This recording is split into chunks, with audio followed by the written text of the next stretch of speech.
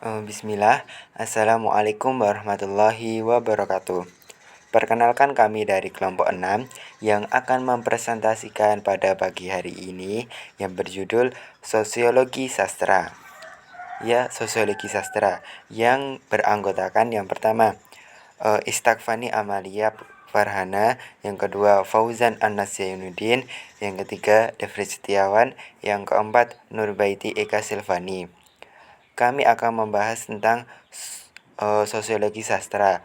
Jadi nanti akan dibahas tentang pengertian sosiologi sastra, fungsi sosiologi sastra, kegunaan sosiologi sastra, dan masalah dalam sosiologi sastra. Langsung saja kita akan membahas yang pertama, yaitu pengertian sosiologi sastra. Sosiologi sastra merupakan dua istilah yang terbentuk, yakni istilah sosiologi dan sastra. Arti sosiologi sendiri secara umum adalah disiplin ilmu pengetahuan tentang masyarakat, sedangkan sastra berasal dari bahasa Sanskerta yang artinya ialah ilmu pengetahuan yang mengandung instruksi dan pedoman dari bentuk tindakan sosial yang dihasilkan oleh manusia. Sosiologi sastra adalah pendekatan sosiologis yang dilakukan kajian terhadap orientasi manusia kepada alam semesta, sehingga objek kajian yang dihasilkan oleh pengarang dan pembaca bisa menghadapi kenyataan yang terjadi dalam masyarakat dan sebenar-benarnya. Definisi sosiologi sastra menurut beberapa ahli. Yang pertama, menurut Wolff, definisi sosiologi sastra adalah cabang dari disiplin ilmu sosiologi dan sastra yang terbentuk dan teridentifikasi dengan baik antara kesenian atau kesastraan dengan hubungan masyarakat yang ada di dalamnya. Yang kedua, menurut Fark, pengertian sosiologi sastra adalah ilmu pengetahuan yang mampu menghubungkan antara hasil karya manusia dengan kehidupan yang ada dalam masyarakat dengan menggunakan teori dan juga metode penelitian yang berbeda, tapi pada prinsipnya memiliki banyak kesamaan di dalamnya.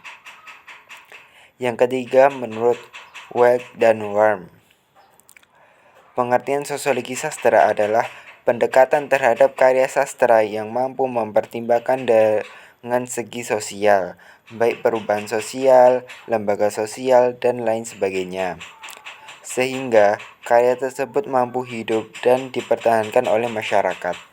Ruang lingkup sosiologi sastra. Sosiologi dan dampak karya sastra. Pembahasan mengenai sosiologi sastra tidak lepas dari dampak yang dihasilkannya. Bahasan ini menjadi pembahasan penting karena dampak yang dihasilkan dalam masyarakat akan mampu memberikan pemahaman baru dan sumber wawasan baru bagi setiap masyarakat tersebut. Sosiologi sastra merujuk pada pengarang, profesi pengarang, dan institusi sastra.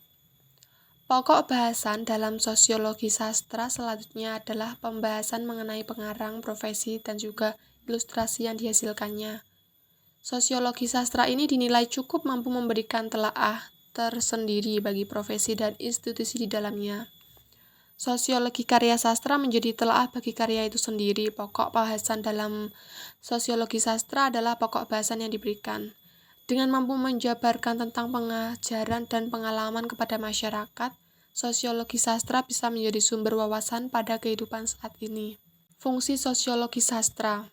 Yang pertama, fungsi dalam sosiologi sastra adalah sebagai pembaharu dan perombak dari tradisi yang dijalani masyarakat pada saat ini. Kedua, sosiologi sastra memiliki fungsi sebagai media penghibur bagi masyarakat. Dan yang ketiga, sastra dan sosiologi menjadi titik batas bahwa antara hal-hal yang bisa dicontoh dan seharusnya bisa diganti atau tidak layak dalam penilaiannya. Contoh sosiologi sastra, contoh karya yang menjadi objek kajian sosiologi sastra, misalnya novel Siti Nurbaya. Karya sastra tulis yakni novel Siti Nurbaya yang memberikan pendekatan mengenai budaya perjodohan. Novel ini sendiri sangatlah hits bagi masyarakat Indonesia. Dalam novel Siti Nurbaya dikaji mengenai sosiologi sastra adalah tentang hubungan perjodohan dengan bangsa-bangsawan. Penilaian terhadap apa yang terjadi ini setidaknya memberikan nuansa pendidikan kepada masyarakat luas tentang arti perjuangan, perjodohan, dan percintaan. Pendekatan sosiologi sastra dalam novel Siti Nurbaya di atas setidaknya memberikan penilaian yang bukan hanya dalam segi pengarang, akan tetapi juga memberikan pengajaran kepada masyarakat secara umumnya tentang fenomena sosial yang terjadi. Pendekatan dalam sosiologi sastra. 1. Konteks sosial pengarang. Konteks sosial pengarang berbicara tentang hubungan posisi sosial sastrawan dalam masyarakat dan kaitannya dengan masyarakat pembaca. Dalam konteks ini juga termasuk faktor-faktor sosial yang mempengaruhi si pengarang sebagai perseorangan di samping mempengaruhi isi karya sastrawan.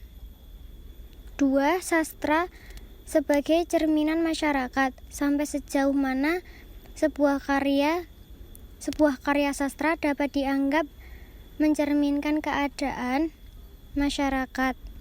Seperti misalnya sastra yang berusaha menampilkan keadaan masyarakat secermat-cermatnya. Mungkin saja ini tidak bisa dipercaya sebagai cermin masyarakat. 3. Sebagai fungsi sosial, di sini kita terlibat dalam pertanyaan seperti sampai berapa jauh nilai sastra berkaitan dengan nilai sosial dan sampai berapa jauh sastra dipengaruhi nilai sosial, seperti misalnya dalam sudut pandang kaum romantik yang menyatakan sastra mempunyai nilai seperti ucapan Nabi, atau mungkin sastra hanya sekedar hiburan saja. Masalah Rinwild dan Austin Rem mengatakan bahwa biasanya masalah seputar sastra dan masyarakat bersifat tempik dan eksternal.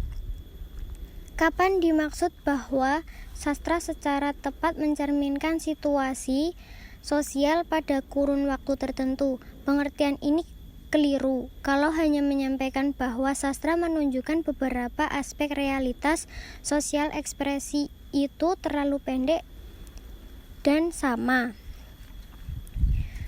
dengan mengatakan bahwa pengarang harus diposisikan kehidupan sepenuhnya mewakili masyarakat dan zamannya. Kita sudah tanpa sesuai kriteria. Menurut Landwet, sosiologi sastra terdiri dari yang pertama, konteks sosial pengarang atau mata pencarian profesionalisme masyarakat yang dituju. Yang kedua, sastra sebagai cermin masyarakat. Yang ketiga, aliran sastra merupakan sikap tertentu. Yang keempat, sastra menampilkan keadaan masyarakat secermat-cermatnya. Kesimpulan, sosiologi sastra adalah salah satu pendekatan dalam kajian sastra yang memahami dan menilai karya sastra dengan mempertimbangkan segi-segi sosial atau kemasyarakatan. Seperti namanya, sosiologi sastra adalah